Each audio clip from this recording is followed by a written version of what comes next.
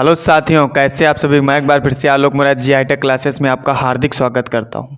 तो लगातार बने रहिए हमारे YouTube channel G I tech classes के साथ में। आज का हमारा टॉपिक रहेगा कृषि रसायन विज्ञान 2022 सेट रहेगा। ये सेट आज सॉल्व कराएंगे। जो रसायन विज्ञान वाले हमारे विद्यार्थी हैं क्लास 12th में, उनके लिए ये सेट है और बहुत ही इम्पोर्टेंट सेट है 2022 का, और ये सॉल्व करेंगे आज हम। चलो देखते हैं, टाइम को ना वेस्ट करते हुए सीधे अपने टॉपिक पे आते हैं। 2022 का पहला सेट है, जो 2022 का जो वाला सेट है, पहला क्वेश्चन तुम्हारे पास में जो दिए हैं बहुविकल्पी 50 नंबर का आता है। 50 नंबर में तुम्हारे पास में 5 तो बहुविकल्पी होंगे जो बहुत ही सिंपल होंगे। पेपर बहुत ही सिंपल आता है, प्रॉब्लम कोई नहीं है। पहला क्वेश्चन कह रहा विस्फोटक पदार्थ कौन सा है। विस्फोटक पदार्थ तो ये आप लोग रट लीजिए। विस्फोटक पदार्थ NCl3 तुम्हारे पास में होता है, ये रट लीजिए। नाइट्रोजन ट्राइक्लोराइड, ये रट लीजिए, ये बहुत बार पूछा गया, ये क्वेश्चन अब की बार भी मिलेगा। नाइट्रोजन ट्राइक्लोराइड NCl3 होता है। दूसरा क्वेश्चन कह रहा है ग्लिसरॉल का परीक्षण है। ग्लिसरॉल का परीक्षण है तो इसमें 4 ऑप्शन दिए होंगे, याद रखना। लीबरमैन नाइट्रोसो जो परीक्षण होता है वो ग्लिसरॉल का परीक्षण है। लीबरमैन नाइट्रोसो परीक्षण, लीबरमैन नाइट्रोसो परीक्षण जो तुम्हारे पास में होता है वो ग्लिसरॉल का परीक्षण होता है। जो लीबरमैन नाइट्रोसो परीक्षण होता है वो ग्लिसरॉल का क्या होता है, परीक्षण होता है। अगला कह रहा तुम्हारे पास में जो क्वेश्चन है थर्ड वाला, जो थर्ड क्वेश्चन वो कह रहा कि उभयधर्मी ऑक्साइड है। उभयधर्मी, उभयधर्मी कौन सा ऑक्साइड है, तो तुम्हारे पास में Bi2O3 जो होता है इसे हम उभयधर्मी ऑक्साइड बोलते हैं। इसे क्या बोलते हैं, उभयधर्मी ऑक्साइड बोलते हैं। अगला तुम्हारे पास में जो चौथा है वो कह रहा है कि प्रबल अम्ल तथा प्रबल क्षार की उदासीनीकरण ऊष्मा होती है। प्रबल अम्ल को मिला दें, प्रबल क्षार को मिला दें और उसकी उदासीनीकरण जो ऊष्मा होती है वो -13.68 किलो कैलोरी होती है। किलो कैलोरी थे। ये क्वेश्चन याद रखना है तुमको, ये क्वेश्चन याद रखना है तुमको, भूलना नहीं है। पांचवा कह रहा है कि विषम चक्री यौगिक है। विषम चक्री यौगिक है जिसे हम बोलते हैं पिरीडीन, वो विषम चक्री यौगिक है। मतलब ऐसे तुम्हारे पास में बनता है, ये होती है पिरीडीन का फार्मूला तुम्हारे पास में। काहे का फार्मूला, पिरीडीन का फार्मूला है तुम्हारे पास में। बात आई समझ में, ये पिरीडीन। तो ये तो हो गए हमारे पास में बहुविकल्पी क्वेश्चन। ये हमारे पास में क्या हो गए बच्चा, बहुविकल्पी क्वेश्चन हो गए। बात आई हमारे दोस्तों समझ में, बात आई समझ में। ये तो हमारे पास में हो गए बहुविकल्पी क्वेश्चन। अब बात करते हैं, अब बात करते हैं तुम्हारे पास में अब बात करते हैं निश्चित उत्तरी क्वेश्चन की। अब बात करते हैं निश्चित उत्तरी क्वेश्चन की बात करते हैं। देखो निश्चित उत्तरी क्वेश्चन क्या है तो बहुत सरल ही। जो निश्चित उत्तरी क्वेश्चन होते हैं बहुत ही सरल क्वेश्चन है तुम्हारे पास में। देखो इधर निश्चित उत्तरी क्वेश्चन की अब बात करते हैं हम। देखो इधर पहले निश्चित उत्तरी क्वेश्चन दूसरा जो तुम्हारे पास में वो क्वेश्चन कह रहा है कि ग्लूकोज में कार्बन परमाणुओं की संयोजकता। ग्लूकोज का फार्मूला C6H12O6 में तुम्हारे पास में कार्बन परमाणु की संयोजकता पूछ रहा है। कार्बन परमाणु की संयोजकता कितनी होती है, 4। याद रखना बकाने वाला क्वेश्चन है। ऑलरेडी कार्बन परमाणु की संयोजकता होती कितनी है, 4। 1 2 3 4, तो संयोजकता 4 ही रहेगी, वो चाहे जहां हो। संयोजकता कितनी रहेगी, 4 ही रहेगी, वो चाहे जहां हो तुम्हारे पास में। इतना याद रखना, ठीक है। अगला क्वेश्चन कह रहा है थर्ड वाला, कह रहा है जल की अस्थायी कठोरता किन यौगिकों के कारण होती है। जल की अस्थायी कठोरता किन यौगिकों के कारण होती है, तो Mg HCO3 का होल ट्वाइस, मतलब मैग्नीशियम हाइड्रोजन कार्बोनेट जो होता तुम्हारे पास में वो जल की अस्थायी कठोरता इसके कारण होती है। ठीक है, जल की अस्थायी कठोरता इस यौगिक के कारण होती है। मैग्नीशियम हाइड्रोजन कार्बोनेट 1 नंबर का क्वेश्चन है। तो कार्बन की संयोजकता कितनी, इधर 4, इधर तुम्हारे पास में इसके द्वारा तो एक ये कितने नंबर पक्के हो गए, 2 नंबर तुम्हारे पास में। बात आई समझ में। अगला कह रहा है 4 नंबर जो क्वेश्चन है, कह रहा पोटेशियम नाइट्रेट, पोटेशियम नाइट्रेट को अगर हम गर्म करेंगे तो हमारे पास में प्राप्त पदार्थों के नाम, ये हमारे पास में बनेगा KNO2 और प्लस का ऑक्सीजन। यहाँ पे 2 लगा लीजिए, यहाँ पे 2 लगा लीजिए। हमारे पास में इसका नाम क्या हो गया, पोटेशियम नाइट्राइट ये बन गया, और ये हमारे पास में बन गया ऑक्सीजन, जिसे बोलते हैं, क्या बोलते हैं, जिसे ऑक्सीजन बोलते हैं। बात आई समझ में। कितने लोग बने, 2 लोग। देखो एक पोटेशियम नाइट्रेट से हमने गर्म किया, पोटेशियम नाइट्राइट बना और ऑक्सीजन हमारे पास में बना। बात आ गई समझ में। अगला क्वेश्चन चलो देखते हैं, अगला क्वेश्चन चलो देखते हैं, कौन सा अगला क्वेश्चन चलो देखते हैं, हम कौन सा क्वेश्चन देखते हैं, अगला क्वेश्चन देखते हैं। चलो देखो इधर, बहुत ही सरल और सिंपल क्वेश्चन है। कह रहा है परमाणु भार की, कह रहा अगला क्वेश्चन कह रहा परमाणु भार की परिभाषा बताओ। अगला क्वेश्चन जो है हमारे पास में वो कह रहा परमाणु भार की परिभाषा बताओ। परमाणु भार की परिभाषा तुमको बताना है। तो किसी परमाणु के नाभिक में उपस्थित प्रोटॉन और न्यूट्रॉनों की जो संख्या होती है उसे ही हम क्या बोलते हैं, परमाणु भार बोलते हैं। चाहे द्रव्यमान संख्या हो या परमाणु भार, बात एक ही होती है। प्रोटॉनों और न्यूट्रॉनों की जो संख्या उपस्थित होती है उसे हम परमाणु भार बोलते हैं।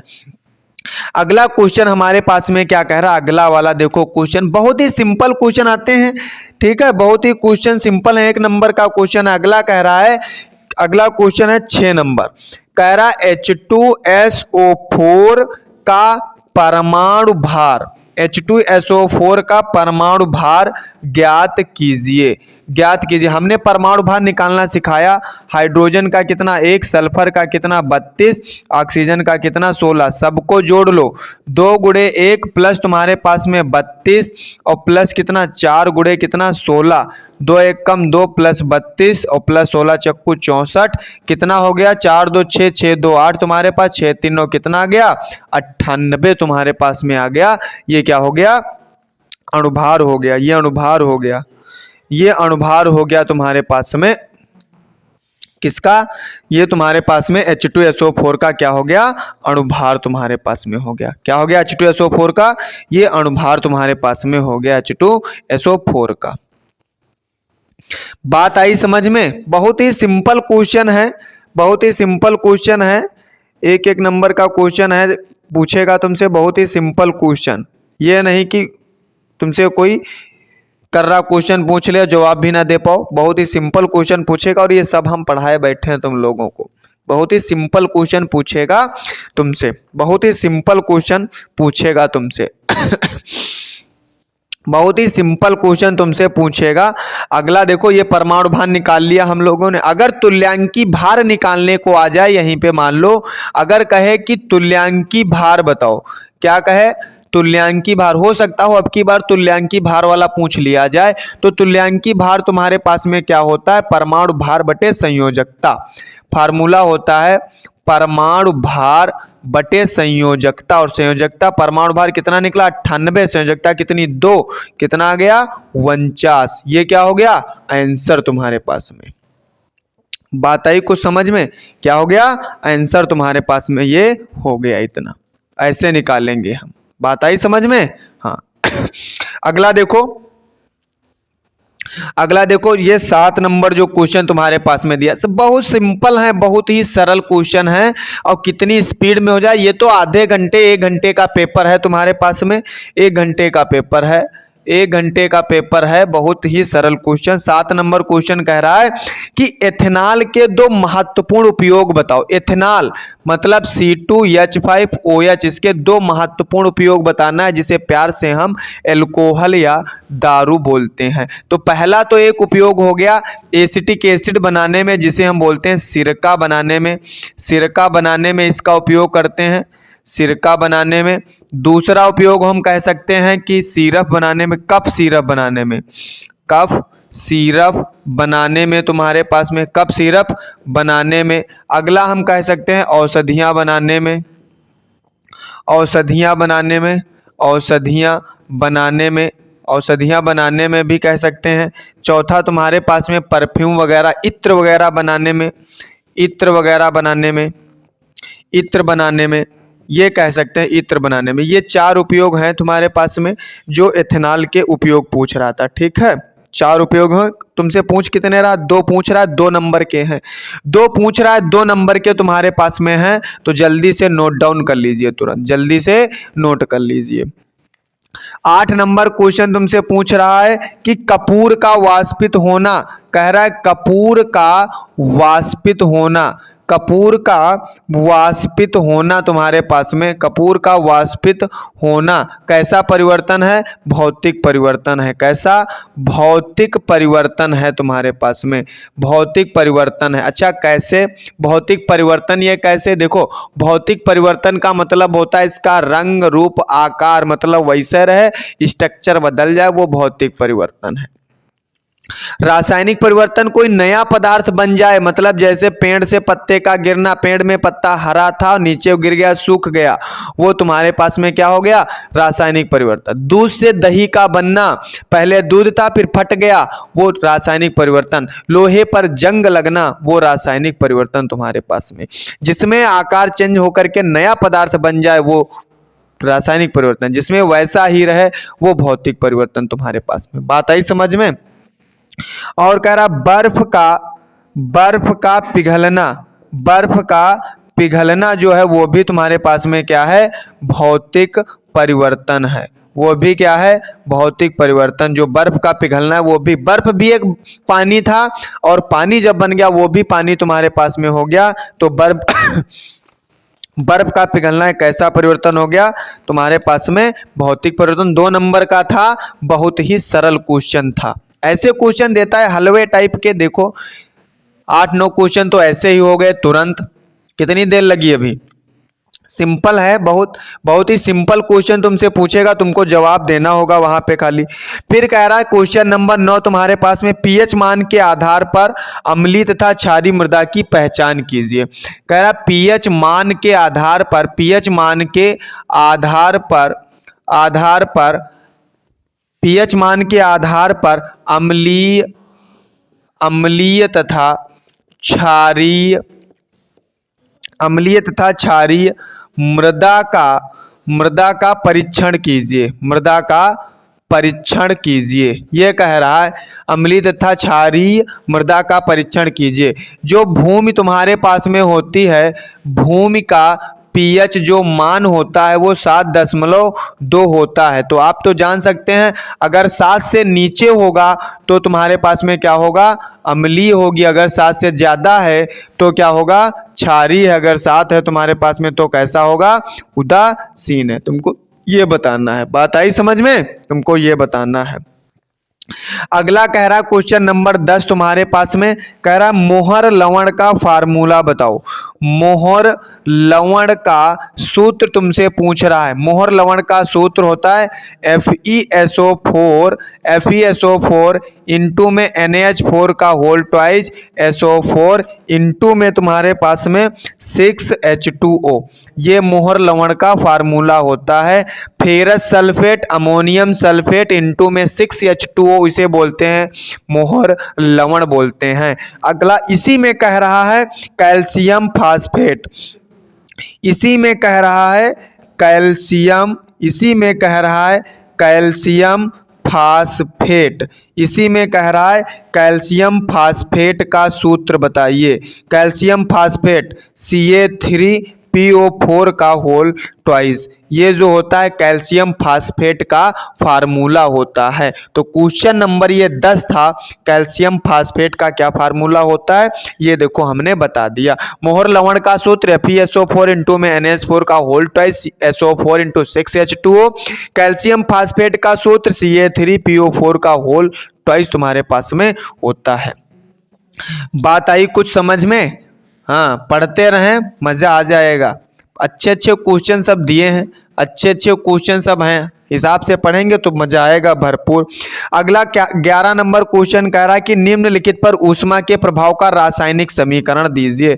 मतलब NaHCO3 हमें दिया, कह रहा है इसको अगर हम गर्म कर दें तब बनेगा हमारे पास में क्या? अगर इसको गर्म कर दें हमारे पास में बनेगा Na2CO3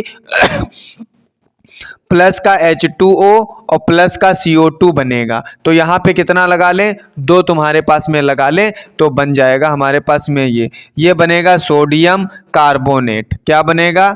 सोडियम कार्बोनेट बनेगा, ये जल बनेगा, ये कार्बन डाइऑक्साइड बनेगा। क्या बनेगा? कार्बन डाइऑक्साइड बनेगा। अगली रिएक्शन इसी में दी है, ये तो पहला गेरा का था। दूसरा कह रहा है तुम्हारे पास में CaCO3, अगर इसको कह रहा है हीट करेंगे तो क्या बनेगा हमारे पास में? CaO बनेगा और कार्बन डाइऑक्साइड बनेगा। इसे क्या बोलते हैं? कैल्शियम ऑक्साइड बोलते हैं। क्या बोलते हैं? Calcium oxide. और ये क्या हो गया? कार्बन डाइऑक्साइड तुम्हारे पास में बन गया। क्या बन गया? कार्बन डाइऑक्साइड बन गया। क्वेश्चन नंबर 12, क्वेश्चन नंबर 12 कह रहा एक नाइट्रोजनी उर्वरक का नाम तथा सूत्र लिखिए। नाइट्रोजनी उर्वरक का नाम तुम्हारे पास में जैसे NH2CO NH2, ये तो सूत्र हो गया, इसका नाम हो गया यूरिया तुम्हारे पास में। नाइट्रोजनी उर्वरक का नाम तुम्हारे पास में यूरिया, इसका ये क्या हो गया? फार्मूला तुम्हारे पास में हो गया। और कह रहा उसके आगे नाइट्रोजन को पौधे किस रूप में ग्रहण करते हैं? नाइट्रेट और नाइट्राइट के रूप में। नाइट्रोजन को पौधे नाइट्रेट और नाइट्राइट के रूप में ग्रहण करते हैं। इस रूप में क्या करते हैं? ग्रहण करते हैं तुम्हारे पास में। बात आई समझ में? इस रूप में क्या करते हैं? ग्रहण करते हैं। 4 नंबर का क्वेश्चन था, इसका फार्मूला बताना था, नाम बताना था और किस रूप में ग्रहण करते हैं वो बताना था। 4 नंबर का फोकट के आंसर तुम्हारे पास में है, बहुत ही सिंपल आंसर है। साथ में पढ़ते रहें, आराम से सॉल्व करते रहें, बहुत ही अच्छे तुम्हारे पास में। सभी बच्चे पढ़े हैं ये वाला। बात आई समझ में? अगला क्वेश्चन कह रहा है 13 नंबर, अगला क्वेश्चन कह रहा है डाल्टन के परमाणु सिद्धांत की किन्हीं 4 महत्वपूर्ण विशेषताएं लिखिए। तो पहला तुम्हारे पास में विशेषता हो गई कि सभी पदार्थ, पहली विशेषता है सभी पदार्थ परमाणुओं से मिलकर बने होते हैं। परमाणुओं से मिलकर बने होते हैं, मिलकर बने होते हैं। दूसरा तुम्हारे पास में क्या है? परमाणु अविभाज्य कण है, परमाणु अविभाज्य कण है तुम्हारे पास में। तीसरा तुम्हारे पास में क्या है? तीसरा परमाणुओं को नष्ट नहीं किया जा सकता है। परमाणुओं को नष्ट नहीं किया जा सकता, परमाणुओं को नष्ट नहीं किया जा सकता है तुम्हारे पास में। बात आई समझ में? और चौथा हम क्या लिख सकते हैं? परमाणुओं के योग से हम अणु बना सकते हैं। क्या बना सकते हैं? अणु बना सकते हैं। क्या बना सकते हैं? अणु बना सकते हैं। ठीक है, 2 परमाणुओं को मिलने पर एक अणु बनता है। सवाल नंबर 14 तुम्हारे पास में क्या कह रहा है? सवाल नंबर 14 है मेंडलीव की आवर्त सारणी की किन्हीं 2 उपयोगिताएं तथा 2 कमियों का उल्लेख कीजिए। 4 नंबर का 2 उपयोगिताएं। पहला तुम्हारे पास में तत्वों के गुणों में अध्ययन की सुविधा, तत्वों के गुणों में अध्ययन की सुविधा तुम्हारे पास में, क्या सुविधा तुम्हारे पास में। दूसरा तुम्हारे पास में क्या है? नए तत्वों की खोज, दूसरा नए तत्वों की खोज तुम्हारे पास में। ये तो इनकी उपयोगिता थी, ये तो इनकी क्या थी, उपयोगिता, ये तो इनकी क्या थी, उपयोगिता। अब इनकी कमियां जो हैं, इनकी जो कमियां तुम्हारे पास में हैं, वो कमियां पहली कमियां तो तुम्हारे पास में एक है हाइड्रोजन का स्थान। हाइड्रोजन का स्थान ये डिसाइड ही नहीं कर पाए कि हाइड्रोजन को कहाँ पे रखा जाए। दूसरी कमी तुम्हारे पास में लेंथेनाइड तथा एक्टेनाइड तत्वों को सारणी से बाहर रखे जाना। मतलब एफ ब्लॉक के जो तत्व थे, एफ ब्लॉक के तत्वों को सारणी से बाहर रखे जाना तुम्हारे पास में, ये इनकी दूसरी क्या थी, कमी थी। ठीक है, तो ये इतने क्वेश्चन 14 तक तुम्हारे पास में हो गए हैं निश्चित उत्तरी तक। अब विस्तृत उत्तरी बचे हैं जो आपको मैं नेक्स्ट वीडियो में डिस्कस करूंगा। अब है तो बहुत ही सरल क्वेश्चन है, ज्यादा नहीं, आधे घंटे का पूरा पेपर अगर जो आप पढ़े हैं मन से तो आधे घंटे में आप पूरा पेपर सॉल्व कर लेंगे। बात आई कुछ तो आधा आज हो गया है, आधा कल हो जाएगा, बन जाएगा पूरा पेपर सॉल्व तुम्हारे पास में। तो हमारे रोचक वीडियो को देखने के लिए हमारे जीआई टेक क्लासेस चैनल को लाइक शेयर सब्सक्राइब कमेंट करना बिल्कुल ना भूलें। अगर आप ऐसे ही मेहनत करते रहेंगे और ऐसे ही सॉल्व करते रहेंगे तो हमारी उम्मीद है कि 50 में 50 नंबर जरूर लाएंगे। ये हमारा वादा है कि आप 50 में 50 नंबर जरूर लाएंगे। हम सारे सेट तुमको सॉल्व करवा देंगे, घबराने की कोई जरूरत नहीं है। तो आज के लिए इतना ही, मिलते हैं आपको नेक्स्ट वीडियो में। जय जी हाईटेक क्लासेस कर विजय जी हाईटेक क्लासेस, बस पढ़ते रहें।